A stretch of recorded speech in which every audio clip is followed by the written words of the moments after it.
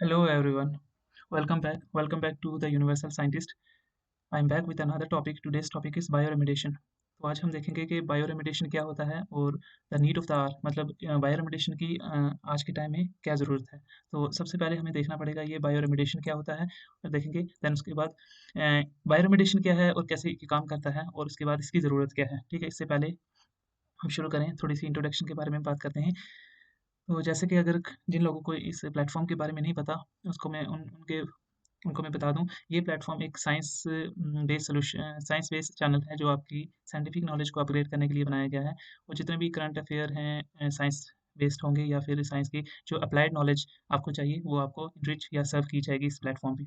आप लोग अगर इस चैनल पे नए हैं, तो आप लोग इससे पहले ही आप अ, पुराने वीडियो ज़रूर देखें और इसका इंट्रोडक्टरी पार्ट ज़रूर देखें, उससे आपको ज़्यादा इन्फॉर्मेशन मिलेगी इस प्लेटफ़ॉर्म के बारे में। तो चलिए शुरू करते हैं, स्टार्ट करते हैं आज बायोरेमेडिएशन। तो सबसे पहले हमें देखना है बायोरेमेडिएशन होता क्या है? तो जैसे कि आप देख रहे हैं ये 2 वर्ड से मिलके बना है, bio means life and remediation. Remediation का मतलब होता है क्यूर यानी कि इलाज करना किसी चीज़ का। तो हम देखेंगे कि ये किस चीज़ का इलाज करते हैं। चलिए आगे चलते हैं।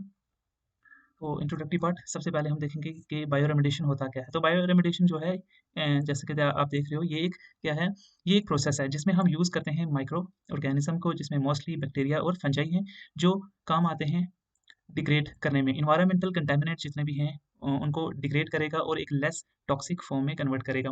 फॉर एग्जांपल हमारे पास जितने भी हाइड्रोकार्बन या फिर और अलग टाइप के पोल्यूटेंट्स जो भी एनवायरनमेंट में अगर चले जाते हैं, उससे हमारी प्रॉब्लम हो जाती है, जैसे एयर पोल्यूशन है, वाटर पोल्यूशन है, सॉइल पोल्यूशन है। तो उन्हीं पोल्यूशन को क्यूर करने के लिए हम एक प्रोसेस यूज़ करते हैं। प्रोसेस है जिसको हम बायो रेमेडिएशन कहते हैं, ठीक है? तो अब आप लोगों को समझ आ गया होगा बायो का मतलब क्या है और रेमेडिएशन क्या है, ठीक है? चलिए पहला पॉइंट तो हमने देख लिया, नेक्स्ट चलते हैं। तो ये माइक्रो ऑर्गेनिज़्म जो हैं, या तो इंडिजिनियसली होंगे उस जगह पे कंटैमिनेटेड एरिया पे, मतलब जैसे कि कंटैमिनेटेड एरिया जैसे मार्शियल एरिया हो गया, वाटर लॉग्ड एरिया या फिर वेटलैंड हो गई, या कंटैमिनेटेड लेक वगैरह या कंटैमिनेटेड पॉन्ड वगैरह हो सकते हैं, ठीक है?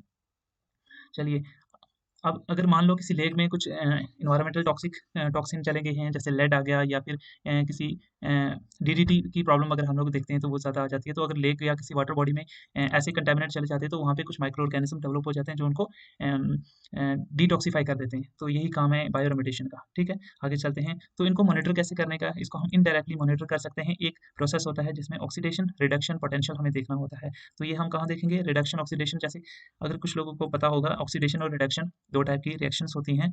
तो वो सॉइल में हो सकती हैं, अंडरग्राउंड वाटर में हो सकती हैं, और इनमें हमें साथ में पीएच और ऑक्सीजन कंटेंट भी देखना है।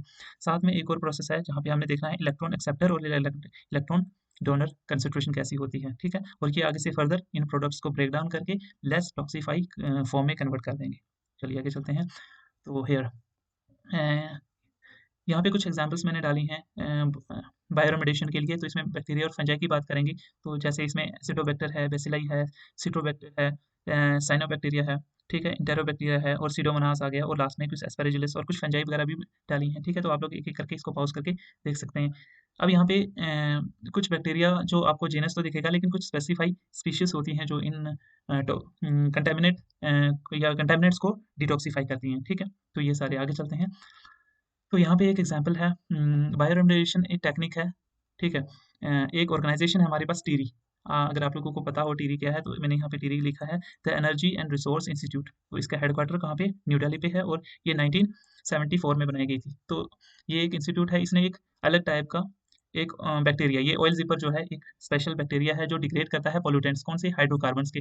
मोस्टली ऑयल ज़िपर जो है ये ऑयल स्पिल, जैसे अगर पेट्रोलियम क्रूड ऑयल वगैरह अगर कहीं पे ट्रांसपोर्ट किया जाता है, अगर वो लीक हो जाता है, तो उसमें ऑयल ज़िपर जो है वो काम आता है। तो ऑयल ज़िपर डेवलप किया गया है ये टीरी द्वारा। तो ये इसमें यूज़ किया जाता है हाइड्रोकार्बन्स या क्रूड ऑयल वगैरह को डिकंटामिनेट करने के लिए। तो ये जो है थोड़ा-सा कॉस्ट इफेक्टिव होता है। अ, चलिए आगे चलते हैं। तो टाइप्स ऑफ बायोरेमेडिएशन, तो हमारे पास सबसे मोस्टली देखे जाएँ तो 2 टाइप के हैं, 2 टाइप्स होती हैं। फर्स्ट टाइप हमारे पास देख रहे हो इन सिटू कंज़र्वेशन, इन सिटू बायोरेमेडिएशन है, देन आगे है एक्स सिटू बायोरेमेडिएशन। तो एक-एक करके देखते हैं। तो इन सिटू का मतलब ये होता है उसी जगह पे, उसी सिचुएशन उसी एरिया पे जहाँ पे कंटैमिनेशन हो गया है, वहीं पे ये ऑर्गेनिज़्म डेवलप हो जाते हैं। तो इसमें एक प्रोसेस तो सबसे पहले हमारा वेंटिंग आ जाता है। तो इसमें हमें क्या करना पड़ता है, सप्लाई करेंगे एयर और न्यूट्रिएंट थ्रू वेल्स या ट्यूब से कंटेमिनेटेड सॉइल में, मतलब किसी एरिया में अगर कंटेमिनेटेड सॉइल है तो वहाँ पे एयर और न्यूट्रिएंट सप्लाई करेंगे, वहाँ पे एक स्पेशल टाइप के बैक्टीरिया ग्रो करेंगे और वो आगे से यहाँ पे जो भी पोल्यूशन होगा उसको डिटॉक्सिफाई करेंगे। देन दूसरा है बायो स्प्रेइंग। बायो स्प्रेइंग में हम क्या करेंगे, एयर को इंजेक्ट करेंगे प्रेशर के साथ। तो ये जैसे किसी वाटर बॉडी में करेंगे, वहाँ पे ग्राउंड वाटर में ऑक्सीजन कंसंट्रेशन क्या होगी, इंक्रीज हो जाएगी और उसका बायोलॉजिकल रेट बैक्टीरियाज का क्या होगा, ज़्यादा होगा और उससे कंटेमिनेशन जो है वो डिग्रेड हो जाएगी। देन है बायो ऑगमेंटेशन। तो इसमें माइक्रो ऑर्गेनिज्म जो है वो इंपोर्ट किया जाता है कंटेमिनेटेड साइड में तो डिग्रेड करने के लिए, मतलब ऐसे एरिया में जहाँ पे कंटेमिनेशन है वहाँ पे ये ऑर्गेनिज्म नहीं होंगे तो बाहर से हम यहाँ पे इम्प्लीमेंट कर देंगे, वहाँ से लेके आगे आगे चलते हैं। आगे है ex situ conservation, ex situ bio remediation. तो इसमें क्या करते हैं, तो इसमें ये it involve removal of contaminate material to treat it as elsewhere. तो मतलब यहाँ पे ये कहीं बाहर जाके हम क्या करेंगे, उन ऑर्गेनिज्म को जहाँ पे ये पोल्यूशन है वहाँ पे तो ये ऑर्गेनिज्म नहीं होंगे, वो कहीं बाहर से लाने पड़ेंगे। जैसे कि इसमें एक आ गया लैंड फार्मिंग, दूसरा बायोपाइल्स है, फिर बायो रिएक्टर्स आ गया एंड कंपोजिट। लैंड फार्मिंग देखते हैं, तो ये क्या है, कंटेमिनेटेड सॉइल होगी। ये सॉइल को हम एक जगह से लेके जाएंगे और सेपरेट करा देंगे, बेड्स बनाएंगे छोटे छोटे, जैसे लैंड में छोटे छोटे कंपार्टमेंट बना के हम वहाँ पे ये करेंगे और ऊपर से ये ऑर्गेनिज्म वहाँ पे होंगे और ये पोल्यूटेंट जितने भी होंगे उनको डिटॉक्सिफाई कर देगा। बायोपाइल्स में क्या होता है, ये हाइब्रिड फॉर्म है लैंड फॉर्म की और कंपोजिट की। आगे देखेंगे कंपोजिट क्या होता है। तो इसमें सेल्स बनाए जाते हैं और उसमें साथ में एरिया ऑक्सीजन सप्लाई की जाती है और उससे ये जो है मोस्टली हाइड्रोकार्बन और पेट्रोलियम प्रोडक्ट्स को डिटॉक्सिफाई करने में काम आता है एनवायरनमेंट में। देन उसके बाद है बायो रिएक्टर। तो बायो रिएक्टर मोस्टली जो है एक बड़े बड़े टाइप के मटेरियल होते हैं, इन्वॉल्व करेंगे the process of contaminated solid material और water through engineered concentrated system. तो इसमें क्या होता है, एक बहुत बड़ा सारा टैंक होता है, उसमें ये ऑर्गेनिज्म को डाल के हम pollutants को खत्म करते हैं। फिर उसके बाद आ गया बायो कंपोजिट। तो माइक्रोब्स डिकम्पोज करेंगे डिग्रेडेबल ऑर्गेनिक वेस्ट। तो इसमें मोस्टली ऑर्गेनिक वेस्ट जो है उसको ह्यूमस लाइक सब्सटेंस में कन्वर्ट करते हैं। तो आप लोगों के लिए क्वेश्चन है, अगर आप लोग मुझे बता सकें कमेंट्स में, ये ह्यूमस क्या होता है। ठीक है, ये एग्रीकल्चर लैंड में पाया जाता है और जो एग्रीकल्चर सॉइल सूटेबल है एग्रीकल्चर के लिए, अच्छी सॉइल है, उसमें ये ह्यूमस की कंसंट्रेशन ज़्यादा होती है। तो आप लोगों के लिए क्वेश्चन है कि ये ह्यूमस क्या है, कमेंट में बताइएगा प्लीज़। चलिए आगे चलते हैं। ओके, तो यहाँ पे एक नया कंसेप्ट हमारे पास आ जाएगा। हमने अभी बायो रेमेडिएशन देखा, उसके बाद हमारे पास एक और वर्ड आता है फाइटो रेमेडिएशन। तो फाइटो रेमेडिएशन वैसे ही ब्रेक डाउन करेंगे इस वर्ड को। फाइटो का मीन्स होता है प्लांट, रेमेडिएशन का मतलब क्योर। तो जैसे हमने वहाँ पे प्लांट्स मोस्टली माइक्रो ऑर्गेनिज्म को यूज़ किया था कंटेमिनेट को डिटॉक्सिफाई करने के लिए, यहाँ पे हम प्लांट्स का यूज़ करेंगे कंटेमिनेट्स सॉइल और वाटर से निकालने के लिए। तो यहाँ पे कुछ एग्जांपल्स हैं, ये वो सारे प्लांट्स हैं जो डिटॉक्सिफाई करते हैं अलग अलग टाइप के हैवी मेटल्स को और अदर पॉल्यूटेंट्स को। जैसे ब्रेसिका, तो ब्रेसिका लेड के लिए होता है और जैसे ये अलग अलग आप देख सकते हो, यूरेनियम के लिए, कैडमियम के लिए, बोरोन के लिए, अलग अलग टाइप के प्लांट्स हैं। इसमें हज़ारों के हिसाब से प्लांट्स हैं जो हम यहाँ पे इम्प्लीमेंट कर सकते हैं फाइटो रेमेडिएशन के लिए। चलिए आगे चलते हैं। तो टाइप्स ऑफ फाइटो रेमेडिएशन क्या होता है। तो फाइटो रेमेडिएशन आप लोगों को आई होप समझ आ गया होगा। तो इसके कुछ टाइप हैं। Phyto extraction.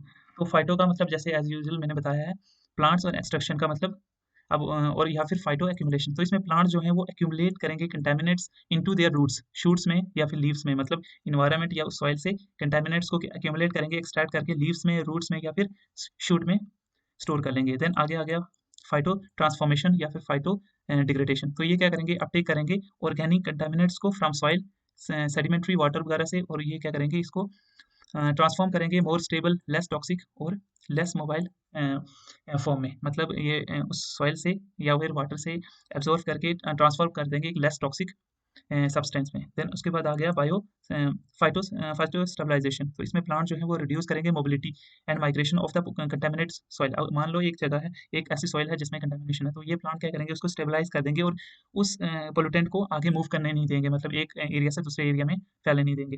देन उसके बाद आ गया राइजो डिग्रेडेशन। अब सबसे पहले आप लोगों को इस वर्ड को जानना होगा। ये राइजो जो है वर्ड हमेशा अगर कहीं पे भी आपको मिलता है तो इसका मतलब ये रूट के साथ एसोसिएट होगा।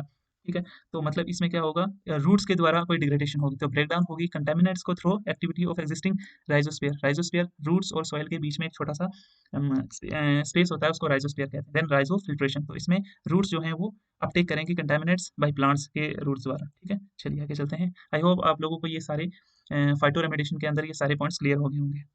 अगर कुछ नहीं हुआ तो आप लोग कमेंट्स कीजिएगा, मैं आप लोगों को फिर एक्सप्लेन कर दूंगा। आगे चलते हैं। यहाँ पे एक और नया वर्ड दिखेगा आपको, माइको रेमेडिएशन। जैसे हम लोगों ने बायो रेमेडिएशन देखा, फाइटो रेमेडिएशन देखा, वैसे ही बायो माइको रेमेडिएशन है। इस माइको का मतलब होता है फंजाई। ठीक है, आप लोग ये वर्ड कहीं पे भी देखें, इसका मतलब सीधा माइको। रेमेडिएशन का मतलब क्योर। तो अब हम यहाँ पे हम मोस्टली फंजाई को यूज करके डीकंटामिनेट एरिया जो भी कंटामिनेशन है उसको डिटॉक्सिफाई वगैरह करेंगे। तो ये आगे चलते हैं। तो उसके बाद माइक्रोफिल्ट्रेशन। तो माइक्रोफिल्ट्रेशन में क्या है, फंजाई की माइसीलियम मतलब ये एक नेट टाइप की मैश, जैसे एक नेट होता है वैसे छोटे-छोटे जाली टाइप के स्ट्रक्चर बनाता है फंजाई, उसको फंजाई माइसीलिया कहते हैं, ठीक है? तो ये क्या करेगा, फ़िल्टर करेगा टॉक्सिक वेस्ट को and micro organism from the soil और वाटर, ठीक है? सॉइल या फिर वाटर से ये इसको फ़िल्टर करेगा। चलिए आगे चलते हैं। तो सबसे पहले अब यहाँ पे हमारे मेन चैनल का यहाँ पे रोल आता है कि हम यहाँ पे ये बायो रेमेडिएशन क्यों पढ़ रहे हैं, इसकी ज़रूरत क्या है हमें? तो इसके कुछ हमारे पास एडवांटेजेस हैं, डिसएडवांटेजेस भी हैं, वो देखते हैं सारे, ठीक है? इसका क्या रोल है वो सारा। सबसे पहले एडवांटेजेस में देखते हैं इसके फ़ायदे। तो सबसे पहले ये useful for complete destruction of the wide variety of contaminant, मतलब यहाँ पे बहुत सारे ऐसे हाइड्रोकार्बन्स हैं या फिर केमिकल्स हैं जो हमारे एनवायरनमेंट में ऐड हो जाते हैं हमारी गलतियों की वजह से या किसी कारण किसी प्रोसेस की वजह से, तो उनको डिटॉक्सिफाई करने में काम आता है। दूसरा, complete destruction of target pollutant is possible, मतलब इसमें जो हमारे पास कुछ स्पेसिफाई पोल्यूटेंट होंगे उसको हम कंप्लीटली डिस्ट्रक्ट कर सकते हैं, मतलब खत्म कर सकते हैं एनवायरनमेंट से। लेस एक्सपेंसिव है, इसमें कुछ ज़्यादा खर्चा नहीं आता है। देन एनवायरमेंटल फ्रेंडली, इसमें इस प्रोसेस में एनवायरनमेंट को ज़्यादा नुकसान नुकसान नहीं होता, ना के बराबर है यहाँ पे जो है इसका नुकसान। आगे डिसएडवांटेजेस में भी कुछ होंगे, तो बायो रेमेडिएशन के डिसएडवांटेजेस देखते हैं। ये है limited to those compound that are biodegradable. हाँ, यहाँ पे एक काफ़ी इंपॉर्टेंट चीज़ है। तो यहाँ पे कुछ ऐसे कंपाउंड हैं जो बायोडिग्रेडेबल होते हैं, जो मान लो जो लिविंग ऑर्गेनिज्म द्वारा डिग्रेड किए जा सकते हैं, ठीक है? इसमें कुछ नॉन बायोडिग्रेडेबल भी आते हैं, कुछ हेवी मेटल्स आएँगे जैसे यूरेनियम है, लेड है, आर्सेनिक है, उनको भी डिकंटामिनेट करते हैं। देन उसके बाद biological process are often highly specific. इसमें क्या होता है, ये जो बायोलॉजिकल प्रोसेस है, जैसे हमने अभी देखा कि कुछ प्लांट्स, फंजाई और कुछ बैक्टीरिया जो हैं कुछ हैवी मेटल्स और पॉल्यूटेंट्स को डिटॉक्सिफाई कर रहे हैं, तो इसमें कुछ केमिकल रिएक्शंस होती हैं, ठीक है? और बायोलॉजिकल रिएक्शन होती है, वो रिएक्शन जो है वो कुछ स्पेसिफिक एलिमेंट्स के लिए ही है, ठीक है? सबके लिए नहीं है। देन उसके बाद often takes long time in the process than other. हाँ, ये बात माननी पड़ेगी हमें कि ये जो प्रोसेस है बायो रेमेडिएशन का, इसमें थोड़ा-सा टाइम लगता है सारे कंटामिनेंट्स को खत्म करने के लिए और डिटॉक्सिफाई करने के लिए उस एरिया को।